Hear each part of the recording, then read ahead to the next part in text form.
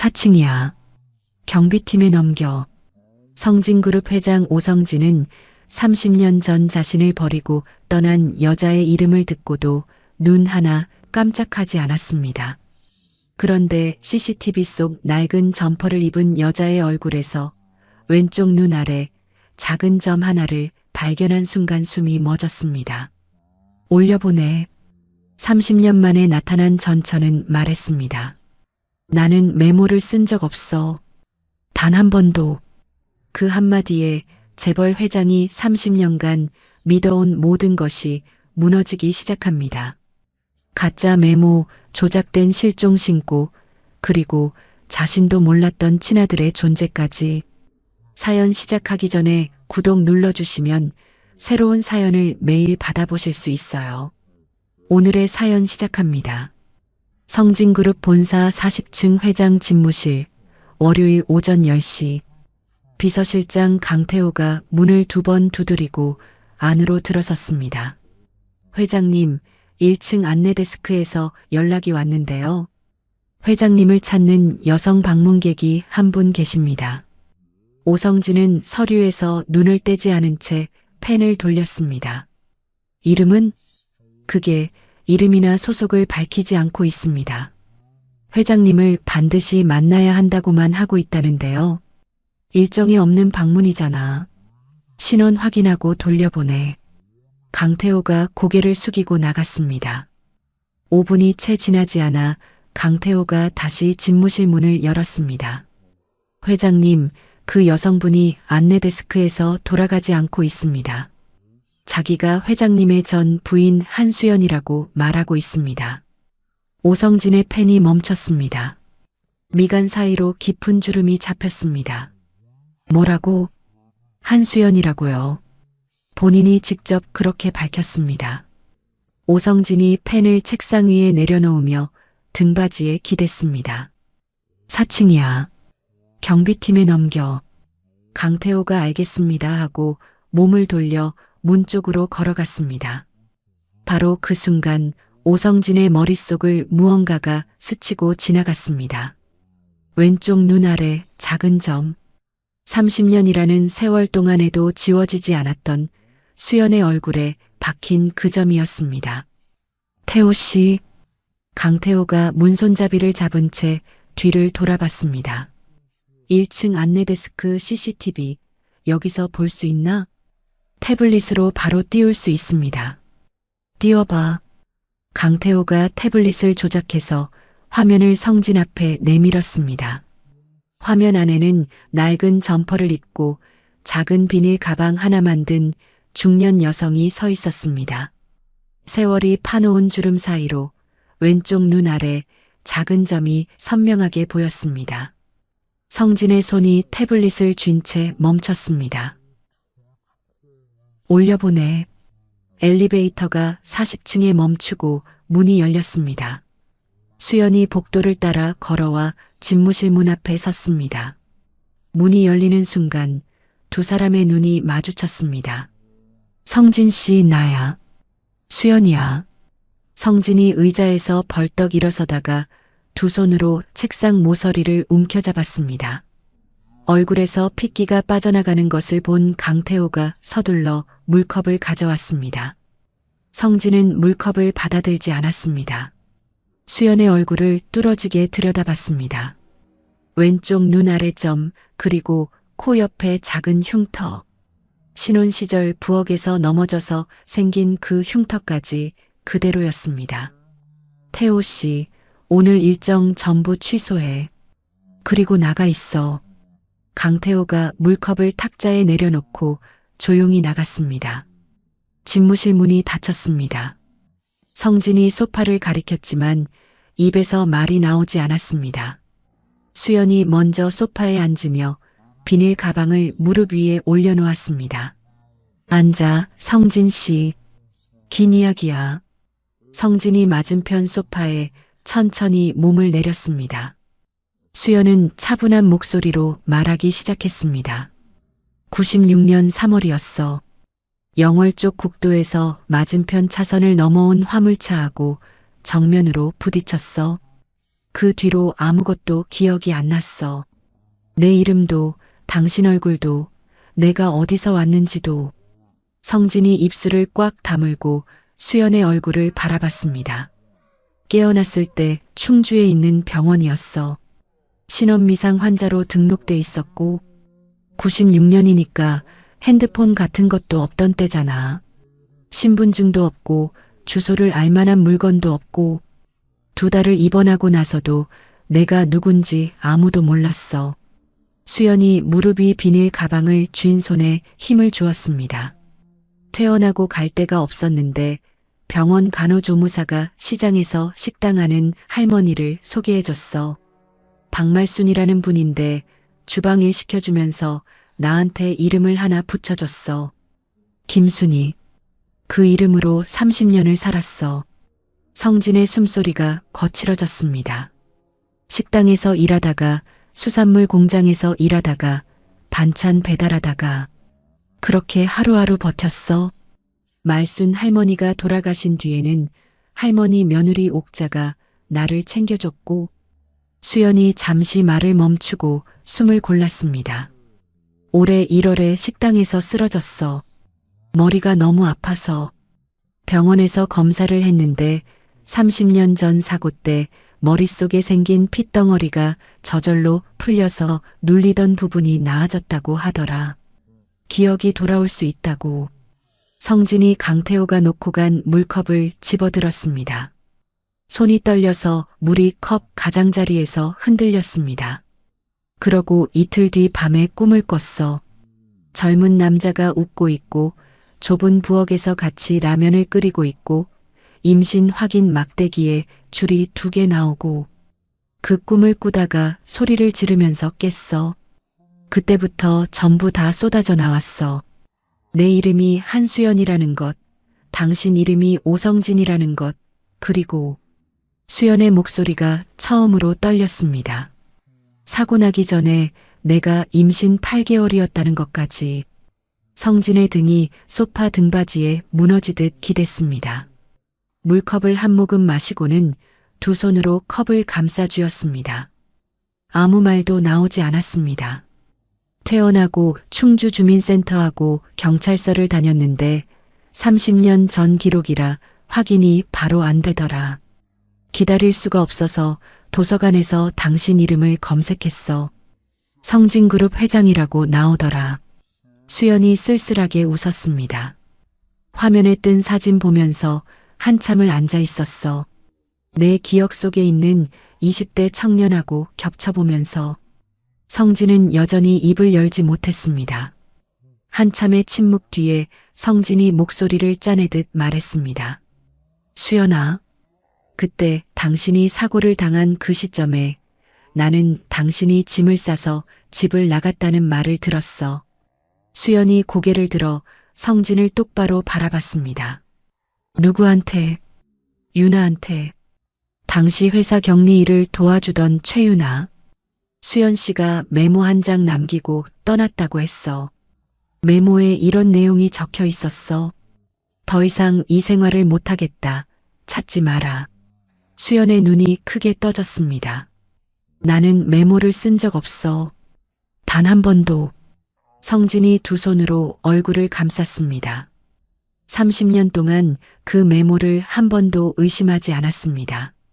원본도 어느 시점에 잃어버렸습니다. 유나가 전한 말과 수연의 이야기 사이에 놓인 거대한 구멍이 벌어지기 시작했습니다. 한참 뒤 성진이 얼굴에서 손을 떼고 전화기를 들었습니다. 태호 씨, 들어와. 강태호가 문을 열고 들어오자 성진이 지시했습니다. 논현동의 법인 소유 오피스텔 있지. 그중 비어있는 거 하나 바로 준비시켜. 오늘 안으로. 강태호가 수연을 한번 바라보고는 고개를 숙였습니다. 그리고 법무팀 서정민 팀장한테 연락해. 30년 전 한수연 씨의 실종 당시 경찰 보고서, 사고 병원 기록, 보험 처리 내역 전부 확보하라고. 실종 신고 이후 어떤 조치가 있었는지 하나도 빠뜨리지 말고 추적하라고 전해. 알겠습니다. 강태호가 나간 뒤 성진이 수연에게 말했습니다. 며칠이면 사실 확인이 될 거야. 그동안 서울에 있어줘. 수연이 고개를 끄덕이며 소파에서 일어났습니다. 손에 든 비닐 가방을 고쳐 잡았습니다. 옷 2벌과 세면도구가 전부인 가방이었습니다. 같은 시각 성진그룹 본사 32층 전무실. 오준혁이 책상 위 내선 전화를 내려놓으며 표정이 굳어졌습니다. 비서실 내부 보고 체계를 통해 수연의 방문 사실이 실시간으로 올라온 것이었습니다. 준혁은 즉시 휴대전화를 꺼내 어머니 최윤아에게 전화를 걸었습니다. 어머니, 저 준혁입니다. 지금 바로 드릴 말씀이 있습니다. 한남동 자택 거실에서 전화를 받은 윤아는 아들의 보고를 듣다가 입을 다물었습니다. 몇 초간의 침묵 뒤에 낮은 목소리가 흘러나왔습니다. 절대로 그 여자를 회장님 가까이 두면 안 된다. 윤아의 손이 전화기 위에서 가늘게 떨리고 있었습니다. 거실 창 너머로 한남동의 오후 햇살이 쏟아지고 있었지만 윤아의 얼굴 위에는 그림자만 드리워져 있었습니다. 다음 날 아침 9시 법무팀장 서정민이 서류 봉투를 들고 회장 집무실에 들어섰습니다. 회장님, 강원도 영월경찰서에서 30년 전 교통사고 보고서 원본 사본을 확보했습니다. 성진이 봉투를 받아 서류를 한 장씩 넘기기 시작했습니다. 사고 당시 수연이 운전석에서 의식을 잃은 채 발견되었고 동승자는 없었으며 신분증이나 주소를 확인할 물건이 전혀 남아있지 않아 신원미상으로 처리되었다는 기록이었습니다. 성진의 손가락이 마지막 장하단에서 멈췄습니다. 비고란에 짧은 메모가 한 줄 적혀 있었습니다. 사고 접수 3일 후 배우자 대리인이 실종 신고 취하 요청. 위임장 첨부. 배우자 대리인. 성진이 그 문구를 소리내어 읽었습니다. 위임장 첨부라는 글자 위에 손가락을 올린 채 한참을 들여다봤습니다. 그때의 기억이 떠올랐습니다. 사업을 막 시작하던 시절 윤아가 경찰에 실종 신고를 해놓겠다고 나섰고 성진은 현장을 뛰어다니느라 윤아에게 신분증 사본과 위임장을 맡겼습니다. 서 팀장, 취하 요청서 원본하고 거기 첨부된 위임장을 영월경찰서에서 찾아와. 오늘 중으로. 알겠습니다. 서정민이 나간 뒤 성진은 서류를 책상 위에 내려놓고 창밖을 바라봤습니다. 손가락 끝이 미세하게 떨리고 있었습니다. 그날 오후 법무팀 소속 사무관이 영월경찰서 서류 보관 창고를 뒤져 30년 전 문서를 찾아냈습니다. 실종 신고 취하 요청서에 서명된 대리인 이름은 최윤아였습니다. 첨부된 위임장에는 성진의 서명과 신분증 사본이 있었지만 위임 내용란에는 실종신고 접수 및 관련 후속 절차 일체라고만 적혀 있었습니다. 취하 요청서 사유란에는 이렇게 쓰여 있었습니다. 배우자 본인이 자발적으로 가출한 것으로 확인되어 실종신고를 취하함. 서정민이 전화로 내용을 보고하자 성진은 수화기를 든 채 오랫동안 아무 말도 하지 않았습니다. 접수를 위해 맡긴 위임장으로 취하까지 처리한 것이었습니다. 성진은 서재 문을 닫고 혼자 1시간 넘게 앉아 있다가 서정민에게 다시 전화를 걸었습니다.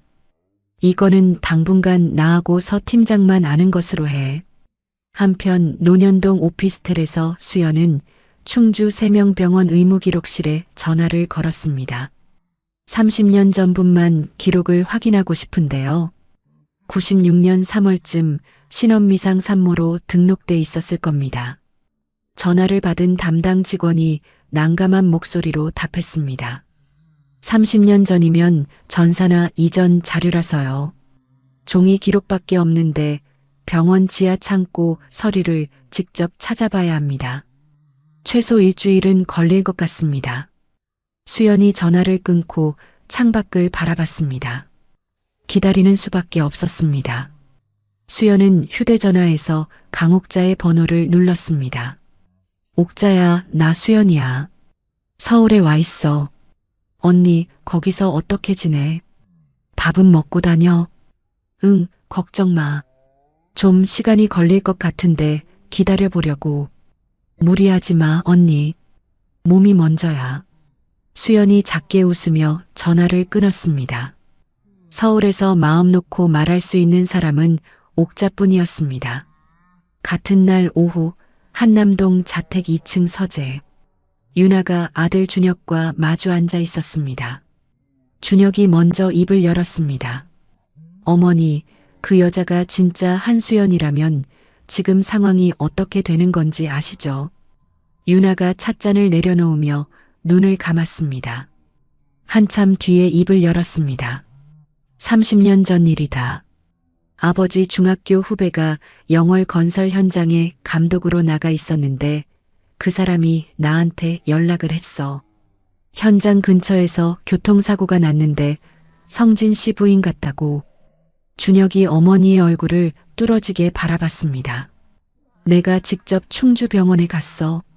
수연 씨가 누워 있었는데 눈은 떠 있었지만 아무것도 몰랐어. 자기 이름도 남편 이름도. 완전히 백지 상태였어. 윤아가 찻잔 손잡이를 만지작거렸습니다. 그래서 성진 씨한테 수연 씨가 짐을 싸서 떠났다고 말했어. 메모도 내가 썼어. 더 이상 이 생활을 못하겠다. 찾지 마라. 그리고 성진 씨한테 받아둔 위임장으로 영월 경찰서에 실종 신고를 넣고 같은 위임장으로 취하까지 처리했어. 준혁의 입술이 굳어졌습니다. 한동안 말을 잇지 못하다가 낮은 목소리로 물었습니다. 그러면 어머니, 그 여자가 아이를 낳은 건 아십니까? 윤아가 짧게 고개를 끄덕였습니다. 준혁이 의자 등받이에 몸을 기대며 천장을 올려다봤습니다. 잠시 뒤 준혁은 동요를 누르고 목소리를 가다듬었습니다. DNA 검사가 나오기 전에 아버지 마음을 돌려놓아야 합니다. 홍보실 차장 한상우를 부르겠습니다. 준혁은 한상우를 비공식적으로 불러 지시했습니다. 회장님의 전처를 사칭하는 여성이 접근했다는 내용으로 핵심 임원들한테 조용히 돌려. 동시에 준혁은 내부 보안팀 인력을 동원하여 수연이 머무는 논현동 오피스텔 인근의 동선을 파악하기 시작했습니다. 수연이 누구를 만나고 어디에 연락하는지를 매일 보고받는 체계를 가동한 것이었습니다. 그 주 토요일 성진은 비서실장 강태호와 단둘이 충주로 내려갔습니다. 수연이 30년간 일했던 재래시장, 지금은 강옥자가 운영하는 분식집 앞에 차가 멈췄습니다. 성진이 문을 열고 들어서자 옥자가 카운터에서 고개를 들었습니다. 어머, 누구신데요? 김순희 씨와 함께 일하셨던 분이 맞으시죠? 옥자가 행주를 내려놓으며 눈을 가늘게 떴습니다. 순희 언니요? 순희 언니를 아세요? 네. 순희 씨가 처음 이 시장에 왔을 때 어떤 상태였는지 여쭤봐도 되겠습니까? 옥자가 잠시 성진의 얼굴을 살피더니 맞은편 의자를 가리켰습니다. 앉으세요. 순희 언니는 처음 왔을 때 자기 이름도 몰랐어요. 우리가 순이라고 불렀죠. 시어머니, 그러니까 말순 어머니가 거두셨는데 그분 아니었으면 순이 언니 어떻게 됐을지 몰라요. 성진이 고개를 숙인 채 듣고 있었습니다. 이어서 성진은 수연이 일했던 수산물 가공 공장을 찾아갔습니다. 공장 관리인과 함께 일했던 여성 노동자 2명이 성진 앞에 앉았습니다. 순이 언니는 기억이 하나도 없었는데 누구보다 부지런했어요. 새벽에 제일 먼저 나오고 저녁에 제일 늦게 들어갔어요. 다른 한 명이 조심스럽게 덧붙였습니다. 기숙사에서 가끔 밤에 울었어요. 소리를 죽이고 우는데 옆방에서 다 들렸거든요. 성진은 더 이상 묻지 못하고 자리에서 일어났습니다. 차에 올라타 운전대를 잡았지만 시동을 걸지 못했습니다. 뒷자리에 앉은 강태호가 아무 말 없이 기다렸습니다. 한참 뒤에야 성진이 시동을 걸고 차를 출발시켰습니다. 서울로 돌아온 저녁, 한남동 자택 식탁. 성진이 젓가락을 들다 말고 맞은편 유나에게 물었습니다. 30년 전 수연이가 사고를 당했던 그날 밤, 당신은 어디 있었어? 유나가 국그릇 위에서 숟가락을 멈췄습니다. 그때가 내가 당신 회사 격리일 도와주고 있을 때 아니야. 그날 밤은 구체적으로 기억이 안 나. 유나의 목소리는 태연했습니다. 하지만 물컵을 드는 손끝이 미세하게 떨리는 것을 성진은 놓치지 않았습니다. 식사 후 성진이 서재로 들어가자마자 유나는 안방으로 가서 준혁에게 전화를 걸었습니다. 아버지가 그날 밤 이야기를 꺼냈다. 서류를 이미 확보한 것 같아. 서류 사본은 제가 옮겨놨습니다. 시간은 벌 수 있습니다. 준혁의 목소리는 차분했지만 성진이 법무팀을 통해 영월경찰서 원본에 직접 접근할 수 있다는 것까지는 생각이 미치지 못했습니다. 같은 시각 논현동 오피스텔. 수연의 전화기가 울렸습니다. 충주 세명병원 의무기록실이었습니다. 지하 창고에서 30년 전 기록을 찾았습니다. 96년 3월 28일 신원미상 산모가 응급수술로 남자아이를 출산했습니다. 산모가 의식은 있었지만 의사소통이 안 되는 상태라 보호자 동의 없이 수술이 진행됐다는 기록이 있고요. 수연이 전화기를 두 손으로 움켜쥐었습니다. 아이는요? 아이는 어떻게 됐어요? 4월 15일에 충주시 아동복지센터로 보내진 것으로 기록돼 있습니다. 산모의 신원이 확인되지 않고 양육이 불가능한 상태였기 때문에 수연의 다리에서 힘이 빠졌습니다. 오피스텔 바닥에 주저앉은 채 전화기를 놓지 못했습니다. 사고 직전까지 배 안에서 느꼈던 아이의 움직임이 손바닥 위로 되살아오는 것 같았습니다. 내 아이가 태어나 있었다는 사실, 그리고 30년 동안 그 아이는 어디서 어떻게 살았는가 하는 물음이 머릿속을 가득 채웠습니다. 수연이 눈물을 닦고 성진에게 전화를 걸었습니다. 성진 씨, 우리 아이가 태어났었어. 충주에서 수술로 태어나서 복지센터로 보내졌어. 살아있을 수 있어. 전화를 받은 성진이 서재 문을 닫았습니다. 수화기 너머로 긴 침묵이 흘렀습니다. 한참 뒤에 성진의 목소리가 들려왔습니다. 내일 아침에 충주로 같이 가자. 전화를 끊은 성진은 책상 서랍을 열었습니다. 서랍 안쪽 깊은 곳에서 빛바랜 사진 한 장을 꺼냈습니다. 봉천동 신혼집 앞에서 나란히 서 있는 두 사람. 사진 속 수연의 배가 불러있던 그때 성진은 건설 현장을 뛰어다니느라 아내 곁에 있어주지 못했습니다. 성진은 사진을 두 손으로 쥐고 오랫동안 내려다보았습니다. 이른 아침 성진과 수연은 비서실장 강태호가 운전하는 차에 나란히 앉아 충주로 향했습니다. 차 안에는 아무도 말이 없었습니다. 충주시 아동복지센터에 도착하자 담당 공무원 이미라가 두 사람을 안내했습니다. 30년 전 아동 인계 기록을 찾아달라고 하셨죠. 수기 대장에서 확인해 보겠습니다.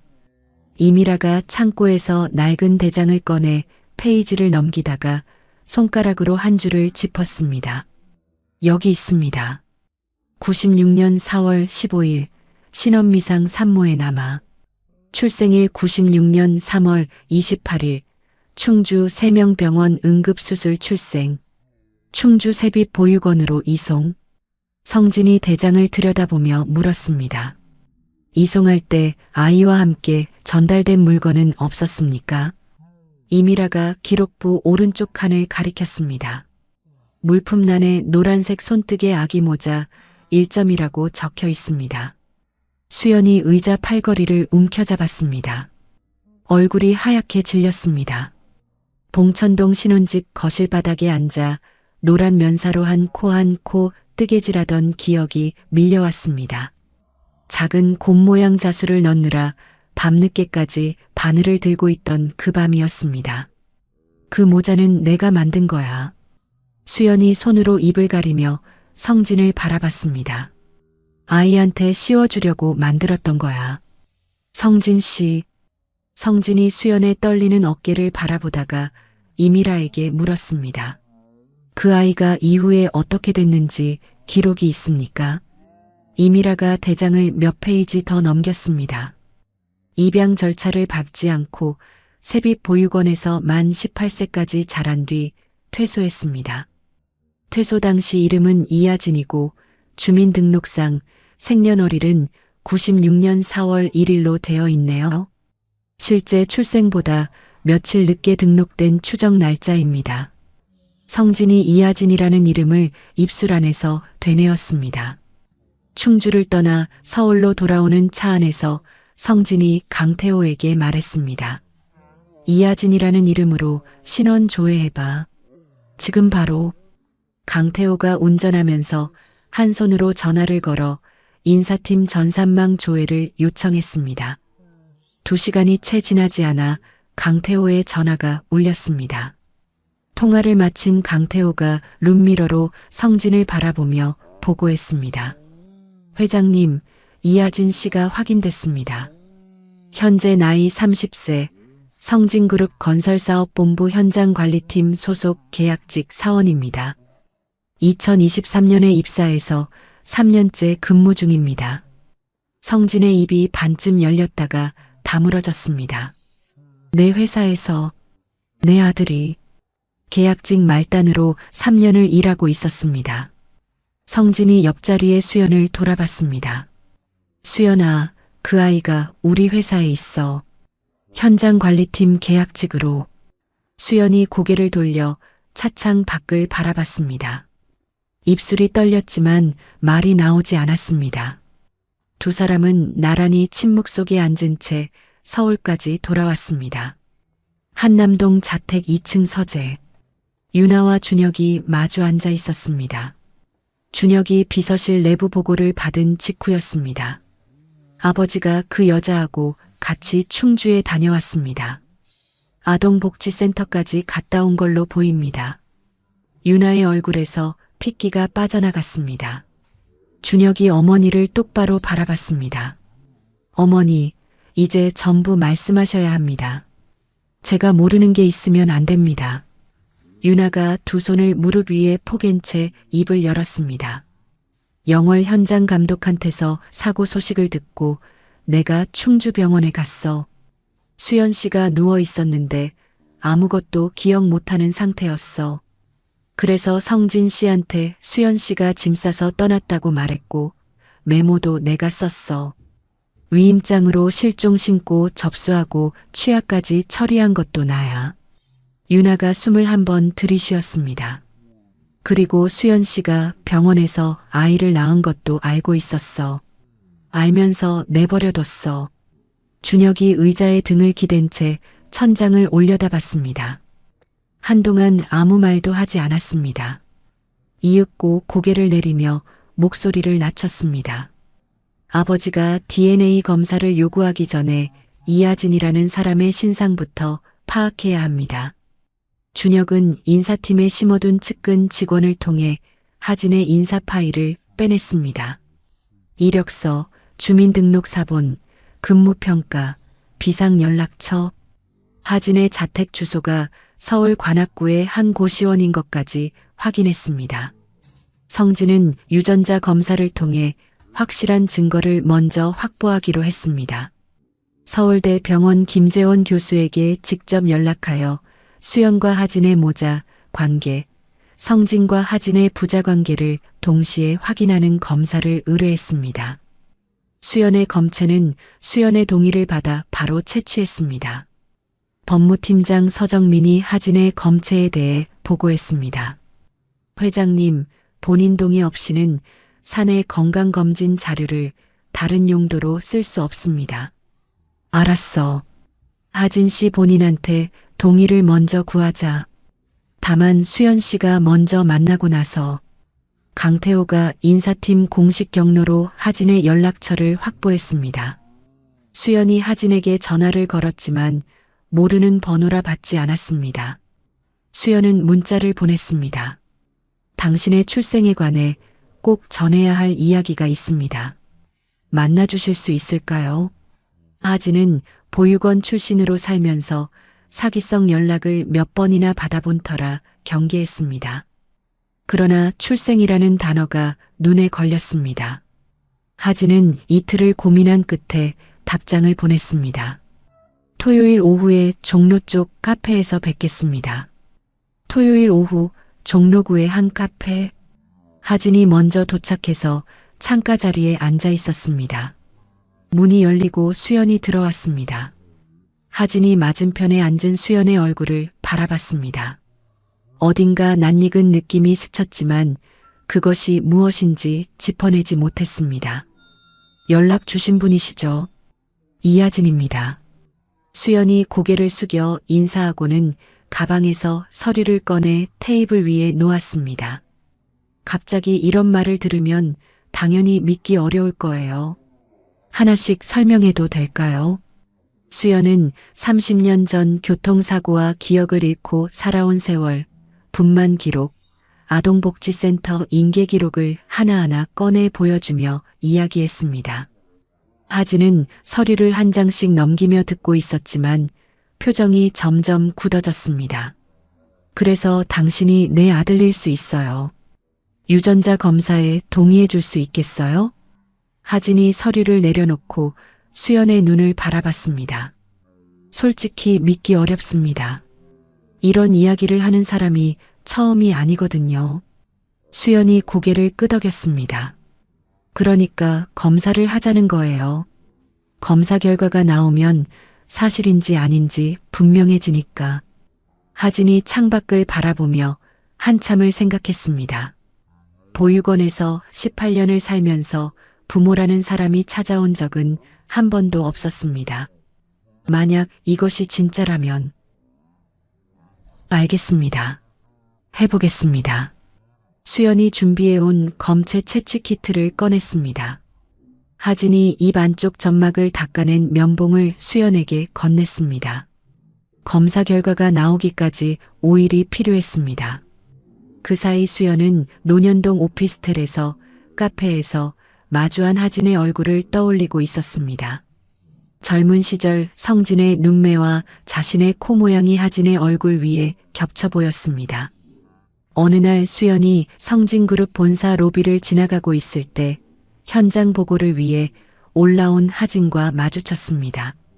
하진은 카페에서 만났던 여자가 왜 이 건물에 있는지 의아한 표정을 짓다가 가볍게 목례하고 지나갔습니다. 수연은 복도 기둥에 어깨를 기대고 하진의 뒷모습을 바라봤습니다. 눈물이 차올랐지만 손등으로 눌러 참았습니다. 5일 후 서울대 병원에서 검사 결과가 도착했습니다. 수연과 하진 사이의 모자 관계, 성진과 하진 사이의 부자 관계 모두 99.98%의 확률로 확인되었습니다. 성진이 결과지를 들고 회장 집무실 창 앞에 섰습니다. 서울 도심의 빌딩 숲이 내려다 보이는 그 자리에서 한참을 움직이지 않았습니다. 성진은 수연과 상의하여 하진에게 진실을 정식으로 알리기로 했습니다. 종로구의 조용한 한정식집을 잡았습니다. 하진은 카페에서 만났던 여자가 다시 연락해왔고 이번에는 아버지도 함께 만나자고 했다는 점에 긴장하면서도 약속 장소에 나왔습니다. 성진이 먼저 자리에서 일어나 하진에게 손을 내밀었습니다. 앉아라. 할 이야기가 있다.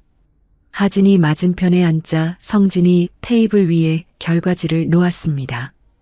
유전자 검사 결과다. 내가 내 아버지이고 이 사람이 내 어머니다. 하진이 결과지를 집어들었습니다. 숫자와 판정 결과를 훑어보는 하진의 눈동자가 흔들렸습니다. 하진이 갑자기 의자를 밀고 일어섰습니다. 저는 보육원에서 자랐습니다. 30년 동안 저를 찾은 사람은 단 한 명도 없었습니다. 수연이 사고 경위와 기억상실, 분만 기록을 다시 설명했습니다. 하진은 서서 듣다가 천천히 다시 의자에 앉으며 결과지를 두 손으로 붙잡았습니다. 고개가 떨구어지고 식당 안에 긴 침묵이 내려앉았습니다. 한참 뒤 하진이 고개를 들어 성진을 바라봤습니다. 그러면 회장님은 30년 동안 제가 있는 줄도 모르셨던 겁니까? 그렇다. 나는 네가 태어난 것조차 몰랐다. 그게 내 잘못이다. 하진이 결과지를 테이블 위에 조심스럽게 내려놓았습니다. 시간을 좀 주십시오. 하진은 자리에서 일어나 식당 문을 열고 나갔습니다. 종로 거리를 한참 걸었지만 머릿속이 정리되지 않았습니다. 고시원에 돌아와 침대에 앉은 하진은 낡은 수첩을 꺼냈습니다. 보육원을 나올 때 원장이 건네준 수첩이었습니다. 수첩 안쪽에 비닐에 쌓인 노란색 아기 모자가 끼워져 있었습니다. 카페에서 수연이 말한 노란 모자에 곰자수라는 말이 떠올랐습니다. 하진은 모자를 꺼내 손바닥 위에 올려놓고 오랫동안 들여다봤습니다. 한정식집을 나온 뒤 이틀 동안 하진은 출근하지 않았습니다. 관악구 고시원 좁은 방 안에서 낡은 수첩을 꺼내고 비닐에 쌓인 노란색 아기 모자를 펼쳐놓고 또 접어넣고 다시 꺼내기를 반복했습니다. 카페에서 수연이 말한 노란 모자에 작은 곰자수라는 묘사가 머릿속에서 떠나지 않았습니다. 손바닥 위에 올려놓은 모자를 들여다볼수록 수연의 말과 정확히 같았습니다. 결국 하진이 먼저 전화를 걸었습니다. 저 이하진입니다. 카페에서 만났던. 수연이 전화기를 두 손으로 감싸쥐며 답했습니다. 응, 하진 씨. 전화해줬구나. 제가 가지고 있는 모자가 하나 있는데요.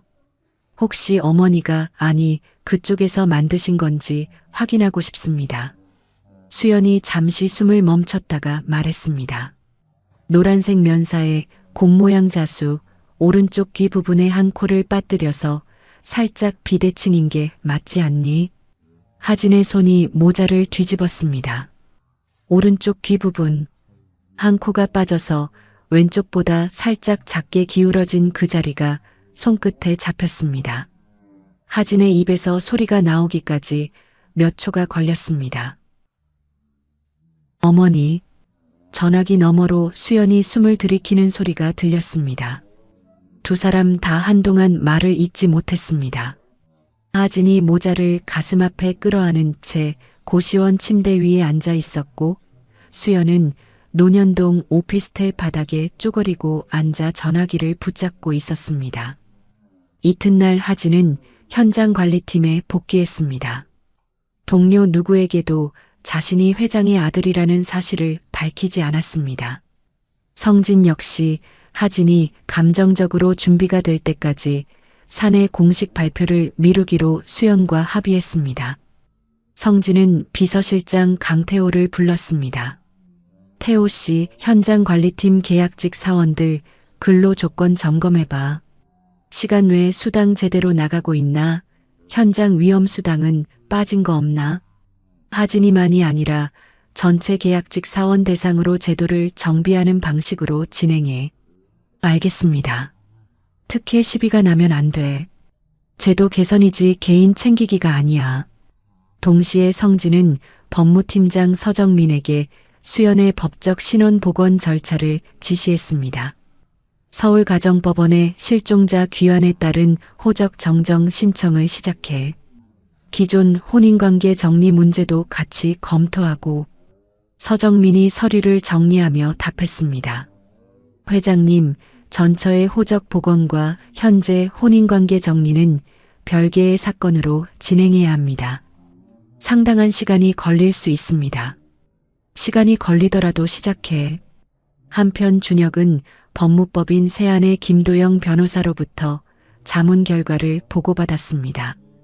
전무님 하진 씨가 친아들로 인정되더라도 30년간 양육을 받지 못한 점을 근거로 회장님 측에 손해배상을 청구할 수 있는 여지가 있습니다.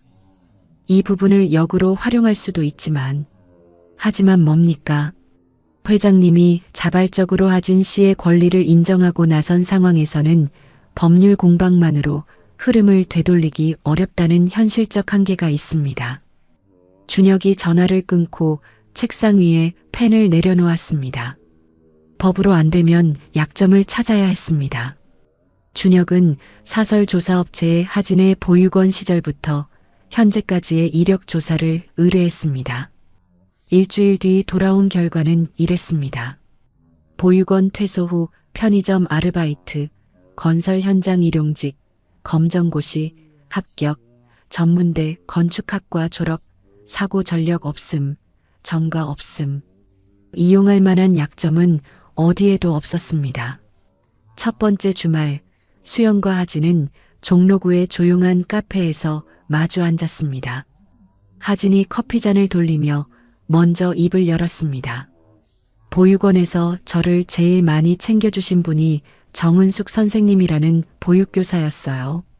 다른 아이들은 주말에 외출 나가는데 저는 갈 데가 없으니까 선생님이 도시락 싸서 같이 산책하러 데려가 주셨어요. 수연이 커피잔 위에 올려놓은 두 손을 꼭 쥐었습니다. 검정고시 준비할 때는 도서관에서 밤을 새운 적도 많았어요. 보육원 나오고 나서는 공부할 곳이 마땅찮아서 닫는 시간까지 버티다가 편의점 가서 컵라면 먹고 다시 돌아오고. 수연이 고개를 숙이며 말했습니다. 나는 기억이 없는 상태로 충주에서 식당 일을 했어. 겨울이 오면 이유 없이 눈물이 나더라. 왜 우는지도 모르면서 울었어. 그러면 옥자가 이불을 가져다 줬어. 괜찮다고, 울어도 된다고. 하진이 커피잔에서 손을 떼고 수연을 바라봤습니다. 두 사람의 30년이 카페 테이블 위에서 처음으로 마주하고 있었습니다. 두 번째 주말. 이번에는 카페가 아니라 성북동 한옥이었습니다. 성진이 세 사람의 만남을 위해 조용히 임대해둔 공간이었습니다. 수연이 보온 용기에 된장찌개를 담아왔습니다. 많이는 못 만들었는데 같이 먹자. 수연이 뚜껑을 열자 구수한 냄새가 마루까지 퍼졌습니다. 하진이 숟가락을 들고 한 입 떠먹었습니다. 잠시 멈추더니 고개를 숙인 채 천천히 두 번째 숟가락을 떴습니다. 수연이 하진의 그릇에 반찬을 덜어주다가 조심스럽게 하진의 손을 잡았습니다. 하진이 수연의 손을 내려다봤습니다. 거칠고 갈라진 손이었습니다. 30년간 식당과 공장에서 일해온 손이었습니다. 이런 게 가족인가 봅니다. 하진의 눈시울이 붉어졌습니다. 옆에서 지켜보던 성진이 젓가락을 든 채 한참을 멈추어 있었습니다. 어느 평일 저녁 성진은 수연을 남산이 보이는 레스토랑으로 따로 초대했습니다. 두 사람이 마주 앉자 성진이 먼저 입을 열었습니다. 수연아, 30년 전 당신이 사라지고 나서 나는 찾으려는 노력을 하지 않았어. 유나 말만 믿었어. 사업한다고 바쁘다는 핑계로 당신을 외면했어. 성진이 물잔을 내려놓으며 말을 이었습니다. 그게 내 인생에서 가장 큰 잘못이야. 수연이 한참을 말없이 물잔만 바라보다가 답했습니다. 원망할 시간에 하진이를 더 안아주고 싶어. 성진이 고개를 끄덕였습니다. 두 사람 사이에 30년 만에 처음으로 지난날의 앙금이 아닌 앞으로의 이야기가 오가기 시작했습니다. 같은 시각 준혁은 사설조사업체와 비서실 내부 정보원을 통해 보고를 받고 있었습니다. 하진이 주말마다 수연과 만나고 성진까지 수연과 별도로 만남을 이어가고 있다는 내용이었습니다. 준혁은 어머니 유나에게 전화를 걸었습니다. 어머니, 아버지가 완전히 마음을 돌렸습니다. 수연이라는 여자의 호적 정정 절차까지 진행 중입니다. 이대로 두면 어머니도 저도 이 집에서 밀려납니다. 유나가 전화기를 쥔 채 한참을 침묵했습니다. 그리고 입을 열었습니다. 30년 전에 수연 씨 사고가 난 곳 근처 주유소에서 일했던 내 친척이 하나 있어. 박종구라고. 그 사람을 통해서 수연 씨가 일부러 핸들을 꺾었다는 증언을 만들 수 있어. 자해를 시도했다는 겁니까? 그렇게 만들면 수연 씨의 말을 아무도 믿지 않게 되지. 유나는 다음 날 박종구에게 연락하여 서울에서의 만남을 제안했습니다. 하지만 종구의 반응은 단호했습니다. 30년 전 일을 지금 와서 거짓 증언하라는 거야? 나는 그런 일에 안 껴. 종구 씨, 내가 보상을 하겠다고. 돈 문제가 아니야. 전화 끊겠어. 전화가 끊겼습니다. 유나의 마지막 카드가 실행도 해보지 못한 채 무산된 것이었습니다. 며칠 뒤 법무팀장 서정민이 성진에게 보고했습니다. 수연 씨의 호적 정정 신청서가 서울가정법원에 정식 접수되었습니다. 법원에서 신원 확인을 위한 조사관 면담 일정을 잡았습니다. 이 절차가 시작되면 수연의 존재가 법적으로 공식화되어 더 이상 되돌릴 수 없다는 뜻이었습니다. 그 주 일요일 저녁 한남동 자택 식탁. 성진이 유나와 준혁을 마주 앉힌 뒤 입을 열었습니다. 수연이의 호적 정정 절차가 진행되고 있다. 수연이의 존재를 없는 일로 할 수는 없어. 성진이 젓가락을 내려놓고 유나와 준혁을 번갈아 바라봤습니다. 그리고 하진이라는 아이가 있다. 내 아들로 확인됐다. 유나가 젓가락을 식탁 위에 놓으며 목소리를 높였습니다. 그래서 저하고 준혁은 어떻게 되는 겁니까? 30년을 이 집안을 위해 산 저는 어떻게 되는 겁니까? 유나의 목소리가 떨리고 있었습니다. 준혁은 식탁 아래에서 주먹을 쥐었지만 아버지 앞에서 표정을 드러내지 않으려 입술을 깨물었습니다. 성진이 자리에서 천천히 일어서며 말했습니다. 유나 씨한테도 준혁한테도 내가 해야 할 도리가 있다. 하지만 진실을 덮고 가는 건 더 이상 못해. 성진이 서재로 들어가고 식탁에 유나와 준혁만 남았습니다. 두 사람이 서로를 바라봤습니다. 유나의 눈에는 두려움이, 준혁의 눈에는 차가운 계산이 서려 있었습니다. 일요일 저녁 성북동 한옥. 수연이 부엌에서 된장찌개 냄비를 마루로 날랐습니다. 계란말이와 무나물까지 작은 밥상 위에 올려놓자 하진이 숟가락을 들며 말했습니다. 어머니, 이거 직접 다 하신 거예요? 충주에서 식당 일 30년 했는데 이 정도는 눈 감고도 해. 하진이 된장찌개를 한 숟가락 떴습니다. 천천히 씹고 삼킨 뒤 숟가락을 든 채 멈췄습니다. 이 맛은 어디서도 먹어본 적이 없습니다. 보육원에서도 공장 식당에서도. 맞은편에 앉은 성진의 숟가락도 멈추었습니다. 30년 전 봉천동 신혼집에서 수연이 끓여주던 된장찌개. 된장을 풀 때 매실청을 한 숟가락 넣는 수연만의 방식. 그 맛이 그대로였습니다. 수연이 성진의 표정을 보며 조용히 물었습니다. 그때 그 맛 기억나? 성진이 고개를 끄덕이며 숟가락을 내려놓았습니다. 아무 말도 하지 않았지만 눈가가 붉어져 있었습니다. 식사를 마친 뒤 세 사람은 마루에 나란히 앉았습니다. 한옥 마당 너머로 서울 야경이 보였습니다. 하진이 무릎 위에 두 손을 올려놓고 말했습니다. 보육원에서는 매년 생일이 되면 다른 아이들은 가족이 찾아왔어요. 케이크 들고 선물 들고. 저는 그런 적이 한 번도 없었거든요. 수연이 고개를 돌려 하진을 바라봤습니다. 생일날마다 옥상에 올라갔어요. 거기 앉아서 하늘 보면서 생각했어요. 어디선가 나를 찾고 있는 사람이 있을 거라고. 수연이 자리에서 일어났습니다. 부엌으로 들어가 수도꼭지를 틀고 한참을 서 있었습니다. 눈가를 닦고 나서야 마루로 돌아왔습니다. 다음 주 월요일 성진은 핵심 임원 5명을 회장 집무실에 비공개로 소집했습니다. 경영기획실장 박용진, 건설사업본부장, 재무담당 부사장, 인사담당 상무, 법무팀장 서정민. 내 친아들이 확인됐다. 이름은 이하진, 현재 건설사업본부 현장관리팀 계약직이다. 성진이 유전자 검사 결과지와 30년간의 경위를 설명했습니다. 임원들의 표정이 각각 다르게 굳어졌습니다. 하진이를 정규직으로 전환한다. 단 특별 승진은 없다. 현장관리팀에서 실력으로 올라오게 할 것이다.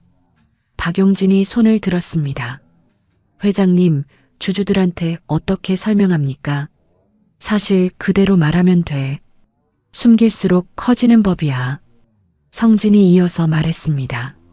수연 씨한테는 과거 혼인 기간에 생긴 재산에서 정당한 몫을 돌려줄 거다. 법률 절차에 따라 투명하게 진행한다. 임원들이 나간 뒤 성진은 창가에 서서 한숨을 길게 내쉬었습니다. 하진은 계약직에서 정규직으로 전환된 뒤에도 이전과 똑같이 일했습니다. 건설 현장 안전 점검, 자재 수급 확인, 일일 공정 보고서 작성. 동료 사이에서 회장님 친아들이라는 소문이 슬슬 돌기 시작했습니다. 팀 회식 자리에서 한 동료가 넌지시 물었습니다. 하진 씨, 요즘 뭔가 달라진 거 없어요? 하진이 소주잔을 내려놓으며 답했습니다. 달라진 거 없습니다. 원래 하던 일 하는 겁니다. 현장 소장 김판석은 하진의 정규직 전환 소식을 듣고도 아무렇지 않게 하진에게 말했습니다. 하진아, 다음 주부터 3구역 공정관리 네가 맡아라. 자재업체 납기 관리까지 포함이다. 소장님, 그건 기존보다 난이도가 높은 업무인데요. 소문이야 뭐가 됐든 현장에서 인정받으려면 실력이 전부야. 할 수 있지? 하겠습니다. 수연은 서울가정법원에서 호적 정정 절차가 최종 승인되었습니다. 30년 만에 한수연이라는 이름과 주민등록번호를 되찾은 것이었습니다. 법원 정문 밖 계단에서 성진과 수연이 나란히 섰습니다. 수연이 새로 발급받은 주민등록증을 내려다보며 말했습니다. 김순희로 30년을 살았는데 이제야 내 이름으로 살 수 있게 됐다. 성진이 아무 말 없이 수연의 손을 잡았습니다. 두 사람은 법원 계단 위에서 한참을 서 있었습니다. 호적 정정이 완료된 다음 날 저녁 한남동 자택 서재. 성진이 유나와 마주 앉았습니다. 유나 씨, 이혼을 해야 할 것 같아. 유나의 눈이 크게 떠졌습니다. 30년간 함께한 시간을 부정하려는 게 아니야. 다만 더 이상 거짓 위에 가정을 유지할 수는 없어. 이혼은 절대 안 해. 유나가 소파에서 몸을 앞으로 기울이며 말했습니다. 내가 30년을 이 집안을 위해 바쳤어. 당신 사업이 이만큼 된 것도 내가 옆에 있었으니까 된 거야. 이 이야기는 조만간 다시 하자. 성진이 한 발 물러섰지만 이혼 의사를 철회하지는 않았습니다. 유나가 서재 문을 닫고 나간 뒤 성진은 의자에 깊이 앉아 눈을 감았습니다. 준혁은 유나에게서 이혼 통보 소식을 듣고 격분했지만 성진에게는 차분한 목소리로 전화를 걸었습니다. 아버지, 어머니를 한 번만 더 생각해 주십시오. 전화를 끊자마자 준혁의 표정이 차갑게 변했습니다. 곧바로 김도영 변호사에게 전화를 걸었습니다. 이혼 소송에서 어머니의 기여분을 최대한 높이고 수연 측 재산 분할을 최소화하는 방안을 전부 준비하시오. 하진이라는 사람의 상속 참여를 막을 수 있는 수단도 다 동원하시오. 매주 일요일 성북동 한옥에서의 저녁 식사는 계속됐습니다. 회를 거듭할수록 하진은 처음에 어색함을 벗고 자연스러워졌습니다.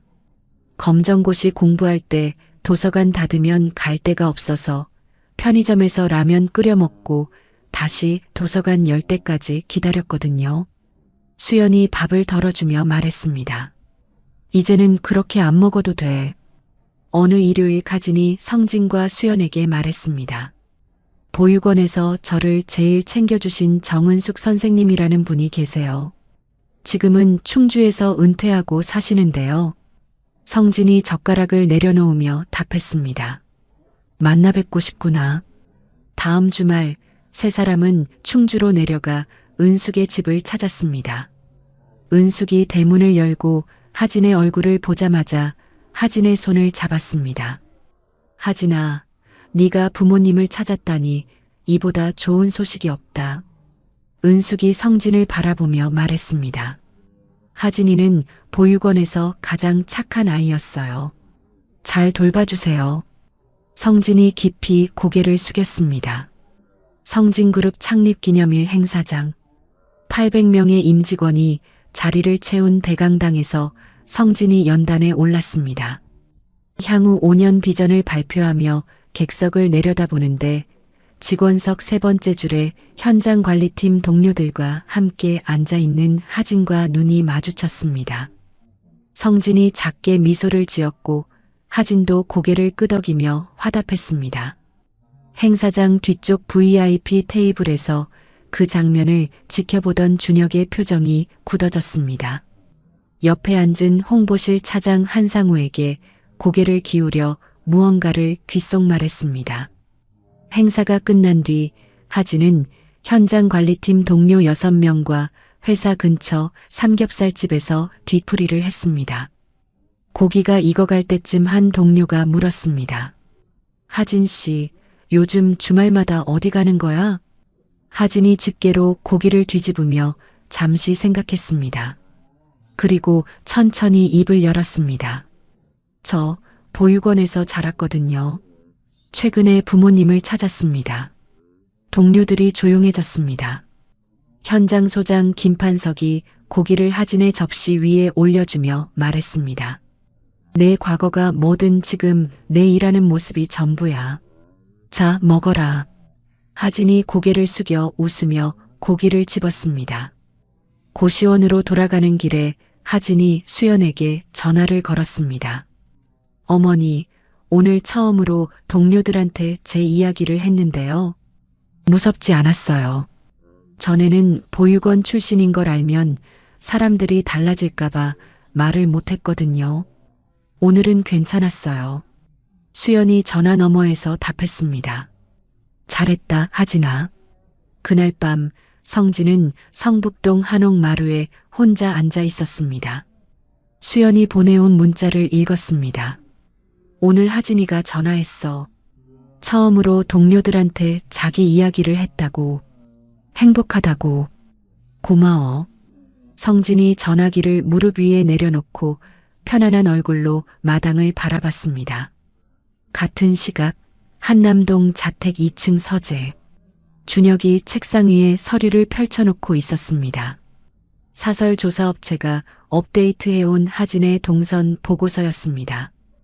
고시원에서 현장 사무실까지의 출퇴근 경로, 퇴근 후 자주 들르는 편의점, 주말 성북동 한옥 방문 시간대가 빼곡히 적혀 있었습니다. 준혁이 서랍을 열어 다른 문서를 꺼냈습니다. 하진의 오토바이 차량 번호와 보험 정보가 적힌 종이였습니다. 2장을 나란히 놓은 뒤 휴대전화를 들었습니다. 기철아, 나 준혁이야. 만나서 이야기할 게 있어. 대학 후배이자 성진그룹 하도급 업체 안건설의 대표 안기철에게 거는 전화였습니다. 금요일 밤 10시. 하진은 현장 관리팀 야근을 마치고 오토바이 시동을 걸었습니다. 성북동 한옥에서 수연이 기다리고 있었습니다. 정릉 터널 인근 편도 2차선 도로.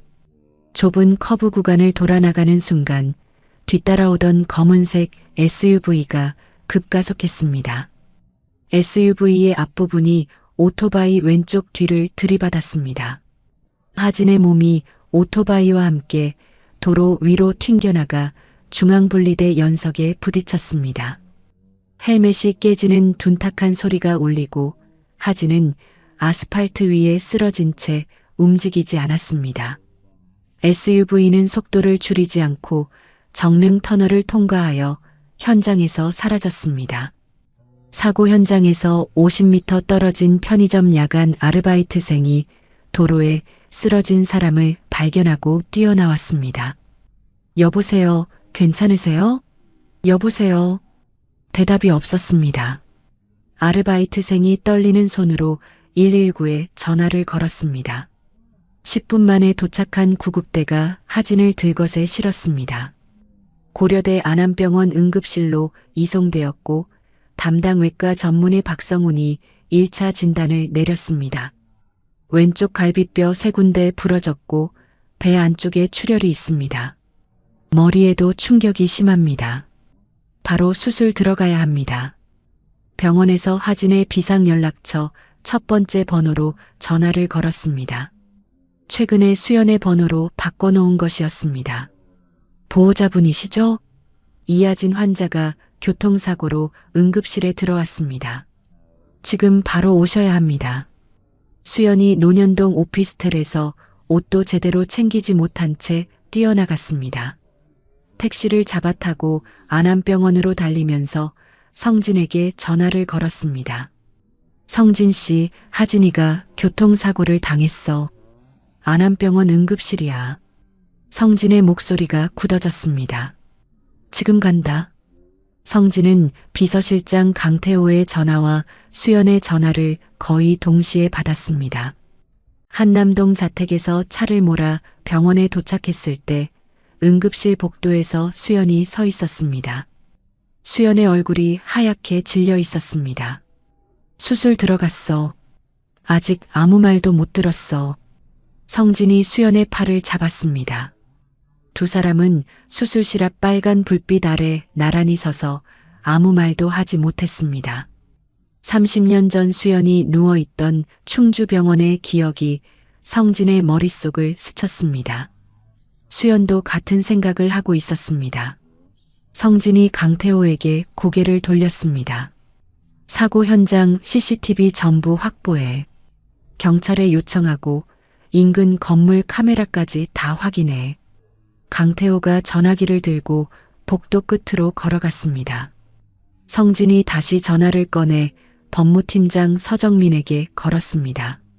서 팀장, 사고 차량 추적에 필요한 법적 조치 전부 시작해. 지금 바로. 수술실 빨간 불이 꺼지지 않았습니다. 1시간이 지나고 2시간이 지났습니다. 수연이 복도 의자에 앉았다 일어섰다를 반복했습니다. 성진은 벽에 등을 기대고 서서 수술실 문만 바라봤습니다. 4시간 30분이 지나서야 수술실 문이 열리고 박성훈 전문의가 나왔습니다. 마스크를 내리며 두 사람 앞에 섰습니다. 배 안쪽 출혈이 심해서 부득이하게 장기 하나를 드러냈습니다. 머리 쪽 출혈은 압력을 빼는 처치로 안정시켰고요. 다만 머리가 부을 수 있어서 48시간 안에 의식이 돌아오는지가 중요합니다. 수연이 의사의 팔을 붙잡았습니다. 살 수 있는 거예요? 지금 고비입니다. 48시간을 지켜봐야 합니다. 수연이 중환자실 유리창 너머로 하진을 바라봤습니다. 온몸에 관이 꽂혀 있고 머리에 붕대가 감긴 하진이 누워 있었습니다. 30년 전에는 내가 저기 누워 있었는데 이번에는 내가 찾은 아이가 저기 누워 있어. 수연이 유리창에 이마를 대고 중얼거렸습니다. 성진이 수연의 어깨에 손을 올렸습니다. 두 사람은 유리창 앞에서 움직이지 못했습니다. 다음 날 아침 법무팀장 서정민이 병원으로 달려왔습니다. 복도 한쪽 빈 대기실에서 성진에게 서류를 내밀었습니다. 경찰이 현장 인근 CCTV 3곳의 영상을 확보했습니다. 터널 입구, 편의점 외부, 100m 거리 아파트 출입구, 번호판 뒷자리 4글자가 확인됐고 저희가 의뢰한 차량 추적 업체에서 교차 분석한 결과 해당 차량이 안기철이라는 사람 명의의 법인 렌트카로 1차 확인됐습니다. 성진의 눈이 좁아졌습니다. 안기철? 안건설이라는 하도급 업체 대표입니다. 서정민이 이어서 보고했습니다. 경찰이 안기철의 통화 기록을 확보했는데 사고 당일 금요일 오후에 준혁 전무님과 3차례 통화한 내역이 있습니다. 통화 시간은 2분, 7분, 1분이고 마지막 통화가 사고 2시간 전입니다. 성진의 손이 멈췄습니다. 그리고 안기철이 사고 당일 밤 11시에 인천공항에서 베트남 하노이로 출국한 기록이 확인됐습니다. 성진이 서류를 읽다가 테이블 위에 종이컵을 바닥에 내리쳤습니다. 물이 바닥에 쏟아졌지만 성진은 눈길도 주지 않았습니다. 준혁이 안기철에게 전화를 걸었던 그날 밤, 그 전부터 하진의 동선을 감시해온 보고서들, 모든 것이 하나의 선으로 이어졌습니다. 그날 깊은 밤, 한남동 자택 서재. 성진이 준혁을 불렀습니다. 준혁이 서재 문을 열고 들어서자 성진이 책상 위에 서류를 펼쳐놓았습니다. 안기철의 통화 기록, 출국 내역, CCTV 영상 캡처. 이게 네가 한 일이냐? 준혁이 서류를 훑어보더니 고개를 저었습니다. 안기철이 혼자 벌인 일입니다. 통화는 하도급 공사건으로 한 겁니다. 저는 사고와 아무 관련 없습니다. 성진이 준혁의 눈을 들여다봤습니다. 내 눈이 거짓말을 하고 있다. 준혁의 입술이 굳어졌습니다. 내일 아침까지 생각을 정리해. 네가 말하지 않으면 경찰이 밝혀낼 거다. 성진이 서재 문을 닫고 나갔습니다. 준혁은 서재에 혼자 남았습니다. 불 꺼진 서재 안에서 준혁은 새벽이 올 때까지 의자에 앉아 있었습니다. 다음 날 아침 유나가 성진을 찾아왔습니다. 준혁은 절대 그런 아이가 아닙니다. 증거라는 것도 정황뿐이지 않습니까? 성진이 유나를 돌아보지 않고 말했습니다. 30년 전 당신이 수연한테 한 일, 실종 신고를 취하한 일, 아이가 있는 걸 알면서 내버려둔 일, 그리고 지금 준혁이 하진한테 한 일. 당신 모자가 저지른 일의 무게를 정말 모르겠어? 유나가 입을 다물었습니다. 성진은 유나를 지나쳐 현관으로 걸어갔습니다. 같은 날 오후 현장 관리팀 김판석 소장과 팀원 3명이 안암병원에 문병을 왔습니다. 중환자실 면회 시간에 유리창 너머 하진을 본 김판석이 복도에서 수연에게 말했습니다. 하진이는 현장에서 가장 성실한 친구입니다. 반드시 회복할 겁니다. 김판석이 팀원들이 모은 위로금 봉투를 수연에게 건넸습니다. 수연이 두 손으로 봉투를 받아들며 고개를 숙였습니다. 사고 48시간 후 일요일 새벽, 중환자실 모니터에서 하진의 뇌파가 점차 안정적으로 변하기 시작했습니다. 오전 7시 하진이 눈을 떴습니다. 흐릿한 시야 속에서 침대 옆 의자에 앉아 손을 잡고 있는 수연의 얼굴이 보였습니다. 어머니. 수연이 하진의 손을 두 손으로 감싸쥐었습니다. 이마를 하진의 손등 위에 대고 소리 없이 울었습니다. 성진은 강태호를 통해 하진의 의식 회복을 확인한 뒤 한남동 자택으로 돌아갔습니다. 서재 문을 열고 준혁에게 말했습니다. 하진이가 깨어났다. 네가 스스로 말할 기회는 이제 없어. 성진은 옷을 갈아입고 서울경찰청으로 향했습니다. 강력범죄수사대에 직접 출석하여 아들 오준혁을 고발하는 진술서를 제출했습니다. 안기철과의 통화 기록, CCTV 영상, 하진의 동선을 사전에 파악하고 있었다는 정황 증거를 모두 첨부했습니다. 경찰서를 나서는 성진의 반 발짝 뒤에 강태호가 따르고 있었습니다. 주차장으로 걸어가며 성진이 말했습니다. 준혁이 재판 변호 비용은 내가 낸다. 다만 형량을 줄이려고 바깥에서 손 쓰는 일은 절대 하지 마. 재판은 법대로 받게 해. 강태호가 고개를 숙였습니다. 알겠습니다. 성진이 차에 올라타며 운전대를 잡았습니다. 시동을 걸지 않은 채 한참을 앉아 있었습니다. 성진의 고발이 접수된 다음 날 서울경찰청 강력범죄수사대가 준혁을 정식 소환했습니다. 준혁은 법무법인 세안 김도영 변호사를 대동하고 출석하여 12시간에 걸친 조사를 받았습니다. 안기철한테 하진이를 감시하고 위협하라고 한 것뿐입니다. 차로 들이받으라고 한 적은 없습니다. 그러나 수사팀이 준혁의 휴대전화에서 삭제된 메시지를 복원해냈습니다. 안기철에게 보낸 문구가 화면에 떠올랐습니다. 금요일 밤 정릉 터널 구간 확실하게 처리해라. 검찰이 구속영장을 청구했고 법원이 영장을 발부했습니다. 준혁은 서울구치소에 수감되었습니다. 구속 소식이 전해진 당일 저녁, 한남동 자택에서 혼자 뉴스를 보던 유나의 눈에 텔레비전 화면이 들어왔습니다. 포승줄에 묶인 채 고개를 숙이고 호송되는 준혁의 모습이었습니다. 유나가 리모컨을 놓치며 소파에서 쓰러졌습니다.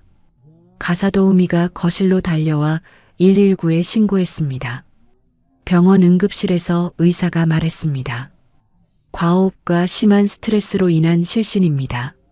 생명에 지장은 없지만 당분간 안정이 필요합니다. 성진이 강태호의 보고를 받고 병원을 찾았습니다. 병실 침대에서 눈을 뜬 유나가 성진을 보자마자 이불을 움켜쥐었습니다. 내가 30년 전에 잘못한 건 맞아. 하지만 준혁은 내가 잘못 가르친 탓이지 그 아이 본성이 아니야. 준혁만은 살려줘. 유나의 눈에서 눈물이 흘러내렸습니다. 성진이 침대 옆 의자에 앉으며 말했습니다. 준혁이 저지른 일의 대가는 준혁이 법 앞에서 지는 게 맞아. 그게 준혁한테도 마지막 기회가 되는 거야.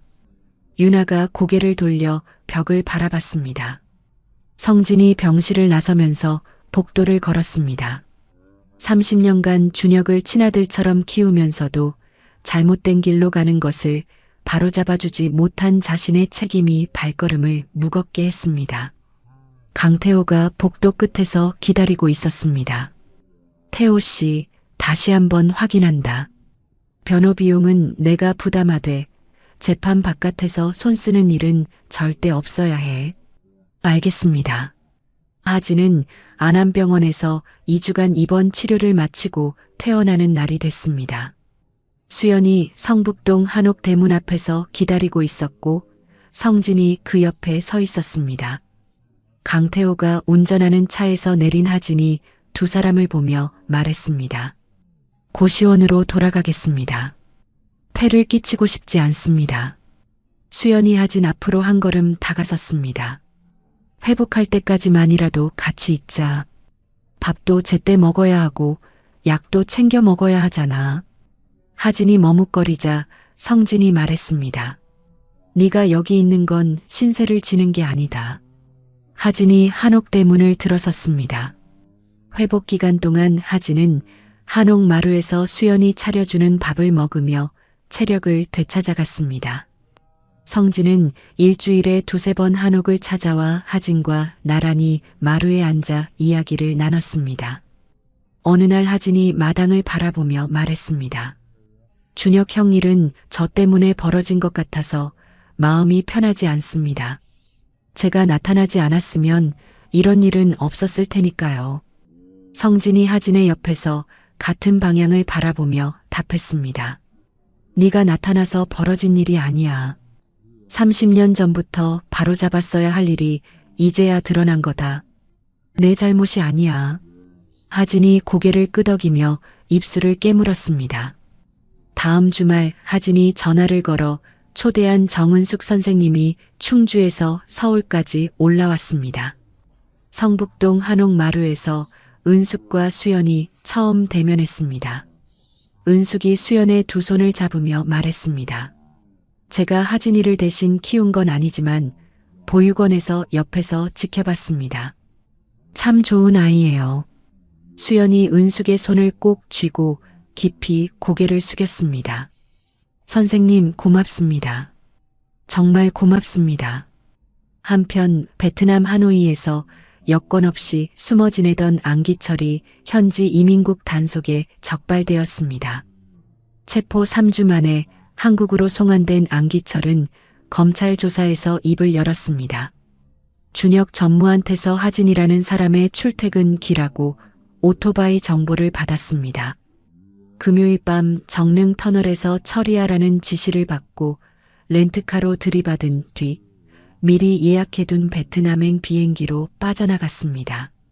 재판이 시작되었습니다. 1차 공판에서 김도영 변호사가 항변했습니다. 확실하게 처리라는 문구는 위협의 의미이지 차로 들이받으라고 직접 지시한 것이 아닙니다.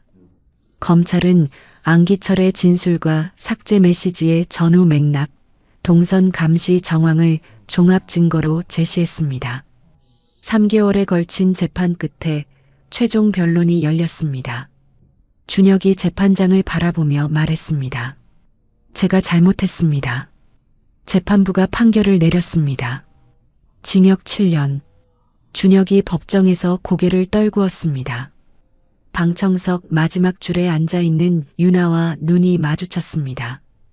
유나가 입술을 깨물며 아들을 바라보고 있었습니다. 판결 일주일 뒤 유나가 한남동 자택 서재에서 성진과 마주 앉았습니다. 유나가 먼저 입을 열었습니다. 더 이상 이 집에 있을 자격이 없다는 거 알아. 유나가 두 손을 무릎 위에 포개며 말을 이었습니다. 수연 씨가 가출했다고 거짓말한 것, 메모를 내가 쓴 것, 위임장으로 실종 신고를 취하한 것, 수연 씨가 아이를 낳은 걸 알면서 내버려 둔 것. 전부 내가 한 일이야. 유나의 목소리가 떨렸지만 끝까지 말을 마쳤습니다. 이혼에 합의하겠어. 당신이 제시한 조건 그대로 받을게. 이건 내가 30년간 저지른 일에 대한 대가이기도 하니까. 성진이 한참 침묵했습니다. 30년을 함께 산 것 자체를 부정하지는 않겠어. 하지만 그 30년의 출발점이 거짓이었다는 건 당신도 아는 일이야. 성진이 전화기를 들어 서정민에게 연락했습니다. 서 팀장, 협의 이혼 절차를 가정법원에 신청해. 이삿날이 왔습니다. 유나가 한남동 자택 현관에서 마지막으로 성진을 바라봤습니다. 당신이 미워서가 아니라 가난했던 그 시절이 너무 무서워서 그랬던 거야. 그게 변명이 안 되는 건 알아. 성진이 아무 말 없이 서 있었습니다. 유나가 몸을 돌려 엘리베이터로 걸어갔습니다. 엘리베이터 문이 닫힐 때까지 성진은 현관에 서서 유나의 뒷모습을 지켜봤습니다. 이혼이 확정된 뒤 성진은 수연을 성북동 한옥으로 초대했습니다. 마루에 단둘이 앉아 성진이 말했습니다. 재혼을 서두르지 않을 거야. 하진이하고 당신이 먼저 안정되는 게 우선이고 나도 내 안의 정리가 필요해. 수연이 마당 너머 하늘을 바라보며 답했습니다. 30년을 기다렸는데 조금 더 기다리는 건 아무것도 아니야. 하진은 건강을 완전히 회복한 뒤 현장 관리팀에 복귀했습니다. 첫 출근 날 현장 사무실 문을 열자 동료들과 김판석 소장이 박수로 맞이했습니다. 책상 위에 작은 화분 하나와 메모가 놓여 있었습니다. 돌아온 걸 환영한다. 현장 관리팀 일동. 하진이 화분과 메모를 휴대전화로 찍어 수연에게 사진을 보냈습니다. 이후 성진은 법무팀과 함께 하진의 친자 인정 절차를 가정법원에 접수했습니다. 법원은 유전자 검사 결과, 아동복지센터 기록, 병원 분만 기록, 수연의 호적 정정 결과를 종합하여 심리한 끝에 하진의 친자 인정을 승인했습니다. 하진의 성이 2에서 5로 바뀌어 오하진이 되었고 성진과 수연, 하진 세 사람의 부모 자녀 관계가 30년 만에 법적으로 완전히 복원되었습니다. 가정법원 정문 앞 계단에서 세 사람이 나란히 섰습니다. 하진이 주머니에서 휴대전화를 꺼냈습니다. 우리 가족 첫 사진 찍겠습니다. 하진이 팔을 뻗어 셀카를 찍었습니다. 성진이 어색하게 웃었고 수연이 하진의 팔을 잡고 있었습니다. 하진은 그 사진을 정은숙 선생님에게 보냈습니다. 문자를 함께 적었습니다. 선생님, 저 이제 오하진입니다. 4월 중순 봄바람이 부는 어느 날 성진이 성진그룹 정기 이사회를 소집했습니다. 오하진을 차세대 경영 후보로 공식 지목하지는 않겠습니다. 다만 실력으로 검증받을 기회를 부여합니다. 건설사업본부 산하 신규 프로젝트팀 팀원으로 배치하여 충남 예산군 공공임대주택 사업의 현장 실무를 맡기겠습니다. 임원들이 고개를 끄덕이는 사이 성진이 말을 이었습니다. 이제는 회사보다 사람에게 시간을 쓰겠습니다. 향후 2년에 걸쳐 전문 경영인 체제로 전환할 계획입니다. 하진은 발령장을 담담하게 받아들었습니다. 현장 관리팀 사무실에 들러 동료들에게 인사했습니다. 김판석 소장이 하진 앞으로 걸어와 손을 내밀었습니다. 네가 어디를 가든 일하는 태도가 전부다. 잘하고 와라. 하진이 김판석의 손을 두 손으로 잡았습니다. 소장님, 여기서 배운 것 잊지 않겠습니다. 수연은 서울 생활에 점차 적응하면서도 충주가 자꾸 떠올랐습니다. 어느 주말 혼자 충주행 버스를 탔습니다. 재래시장 골목을 지나 분식집 문을 열었습니다. 카운터에서 고개를 든 강옥자가 눈을 크게 떴습니다. 순이 언니, 아니 수연 언니 왔구나. 옥자가 카운터를 돌아 나와 수연을 끌어안았습니다. 두 사람은 시장 좌판에 나란히 앉아 어묵 국물을 나눠 마셨습니다. 옥자야, 이 시장이 아니었으면 나는 살아남지 못했을 거야. 말순 어머니하고 네가 나를 살렸어. 옥자가 어묵 국물 컵을 내려놓으며 코를 훌쩍였습니다. 언니가 살아남은 거지 내가 뭘 한 게 있어. 언니가 버텨낸 거야. 수연이 옥자의 손을 잡았습니다. 그리고 시장을 나서 버스를 타고 산 중턱의 작은 공동묘지로 향했습니다. 박말순 할머니의 묘 앞에 무릎을 꿇고 절을 올렸습니다. 어머니, 저 이제 제 이름을 찾았습니다. 아들도 찾았고요. 어머니 덕분입니다. 수연이 묘비 앞에서 한참을 앉아 있다가 일어섰습니다. 산 아래로 내려가는 길에 봄꽃이 피어 있었습니다. 하진은 예산군 공공임대주택 현장에 부임했습니다. 현장 노동자 40여 명과 함께 기숙사에서 먹고 자며 기초공사부터 뼈대를 세우는 공정까지 직접 관리했습니다. 공정이 늦어지자 하진은 자재업체에 직접 전화를 걸었습니다. 납기를 맞춰주시지 않으면 전체 일정이 밀립니다. 다시 한번 조율해 주십시오. 2시간에 걸친 통화 끝에 납기를 다시 잡아 일정을 정상화시켰습니다. 3개월 뒤 하진은 준공 보고서를 직접 써서 본사에 제출했습니다. 성진이 회장 집무실에서 보고서를 읽었습니다. 하진을 본사로 불렀습니다. 하진이 집무실 문을 열고 들어서자 성진이 보고서를 들어보이며 말했습니다. 잘했다. 한마디뿐이었습니다. 하진이 깊이 고개를 숙여 인사하고 나갔습니다. 성진은 하진이 나간 뒤 혼자 남은 집무실에서 보고서를 다시 펼쳤습니다. 한 장 한 장 넘기다가 작게 미소를 지었습니다. 서울구치소 면회실. 유리창 너머로 준혁이 앉아 있었습니다. 수감복을 입은 준혁의 얼굴이 6개월 전과는 많이 달라져 있었습니다. 유나가 유리창 앞에 손을 올렸습니다. 밥은 먹고 있어? 네, 어머니. 걱정 마십시오. 준혁이 잠시 고개를 숙였다가 들어올렸습니다. 안에서 많이 생각했습니다. 제가 틀렸습니다. 하진한테도 아버지한테도 돌이킬 수 없는 일을 했습니다. 유나가 유리창 위에 올려놓은 손가락에 힘을 주었습니다. 형량 다 채우고 나와. 그때부터 처음부터 다시 시작하자. 준혁이 고개를 끄덕였습니다. 면회 시간이 끝나고 준혁이 일어서서 안쪽으로 들어갈 때 유나는 유리창 앞에서 한참을 일어서지 못했습니다. 면회실을 나선 유나는 분당 아파트로 돌아왔습니다. 혼자 저녁 식사를 차리며 밥솥 뚜껑을 열었습니다. 한남동 자택에서 가사도우미가 차려주던 밥상이 아니라 자기 손으로 짓는 밥이었습니다. 유나는 밥 한 그릇과 김치 한 접시를 식탁에 놓고 조용히 숟가락을 들었습니다. 그 주부터 유나는 아파트 인근 구립도서관에서 자원봉사를 시작했습니다. 서가 정리를 하고 어르신들한테 책을 읽어드리는 일이었습니다.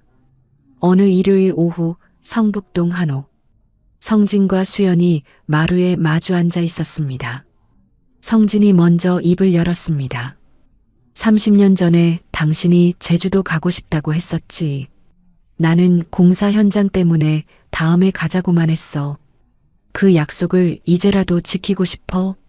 수연이 찻잔을 내려놓으며 성진을 바라봤습니다. 기억을 되찾은 날 가장 먼저 떠오른 것 중에 하나가 그 약속이었어. 다음 주 목요일 두 사람은 제주행 비행기에 올랐습니다. 서귀포 중문 인근의 작은 펜션에서 3박을 보냈습니다. 주상절리 해안 산책로를 나란히 걸었습니다. 바람이 불어와 수연의 머리카락을 흐트렸습니다. 이제야 진짜 내 인생이 시작된 것 같아. 산책로 끝 전망대에서 성진이 재킷 안주머니에서 작은 상자를 꺼냈습니다. 수연에게 건네며 말했습니다. 열어봐. 수연이 상자를 열었습니다. 안에 은반지가 하나 들어 있었습니다. 30년 전에 결혼할 때 형편이 안 돼서 반지를 못 사줬잖아. 금반지가 아니라 미안하다. 그때 못 해준 걸 이제야 갚는다. 성진이 수연의 왼손을 잡고 약지에 반지를 끼워 주었습니다. 수연이 반지를 끼운 손을 들어 올려 바라봤습니다. 금이든 은이든 상관없어. 이게 당신 마음이면 그걸로 됐어. 두 사람은 전망대 벤치에 나란히 앉아 해가 수평선 쪽으로 기울어지는 것을 바라봤습니다. 제주에서 돌아온 뒤 성북동 한옥에서 소박한 재혼 서약식을 열었습니다. 가까운 사람들만 초대했습니다. 정은숙 선생님, 충주에서 올라온 강옥자, 비서실장 강태호, 현장 소장 김판석, 10명 남짓의 작은 자리였습니다. 하진이 두 사람의 증인으로 섰습니다. 한옥 마루에 차린 밥상 앞에서 하진이 성진과 수연을 바라보며 말했습니다. 아버지, 어머니 축하드립니다. 자리에 있던 모두가 박수를 쳤습니다. 옥자가 눈물을 닦았고 은숙이 하진의 등을 두드렸습니다. 김판석이 소주잔을 들어 올리며 건강하십시오 하고 한마디를 보탰습니다. 서약식 다음 날 하진이 성진에게 전화를 걸었습니다. 아버지, 퇴임 발표 소식 들었습니다. 저 때문에 회사를 내려놓으시는 건 아니지요? 성진이 전화기 너머로 웃으며 답했습니다. 내 때문이 아니야. 내가 놓쳐온 시간을 되찾기 위해서다. 회사는 네가 준비되면 그때 가서 판단하면 돼. 알겠습니다, 아버지. 이듬해 봄, 성북동 한옥마당에 산수유가 노랗게 피었습니다. 저녁 노을이 마루 위로 비치는 시간이었습니다. 성진과 수연 그리고 하진 세 사람이 마루에 둘러앉아 수연이 차린 밥상 앞에서 저녁을 먹고 있었습니다. 예산군에서 새로 맡은 프로젝트가 있는데요. 이번에는 규모가 좀 더 큽니다. 현장 노동자가 60명이에요.